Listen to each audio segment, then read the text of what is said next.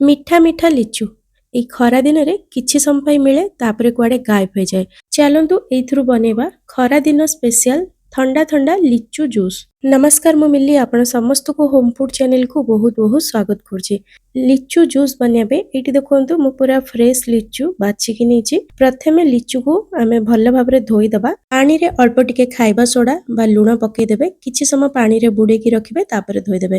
तो एटी देखंतु लिचु को प्रथमे छडे देबा तार ऊपर चोपा को छडे की भीतर मंजी को बाहर कर दबा। हमको जूस पई आर पल बा रस दरकार। आज रे वीडियो भल लागिले निश्चय लाइक करिवे। जो मानको लिचु पसंद से मानको सहित शेयर कर देबे। आपण मानको भितरु काहाकु काहाकु लिचु कोली खाइबा बहुत पसंद निश्चय कमेंट रे जणेबे। एटी देखंतु मंजी को बाहर कर दबा। मु एटी पाखापाखी 10-12टा लिचु छड़ेछि।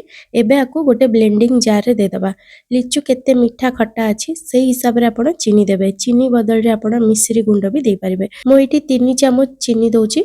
ता सहित अल्प टिके कला लूण बहुत बढ़िया टेस्ट आसीबो। जदि आपनको कला लूण रे टेस्ट पसंद नहीं आपण स्किप कर परिबे। ता सहित 2 रु 3टा पुदीना पत्र फाळे लेंबू रस तापरे सेतरे ठंडा पानी देकी भल भाबरे ब्लेंड कर दबा। एटी देखंतु लिचु जूस रेडी हे गेला। आपण चाहे एथरु आइसक्रीम बा पॉप्सिकल्स भी बनी परिबे। एबे चलंतु सर्व करबा।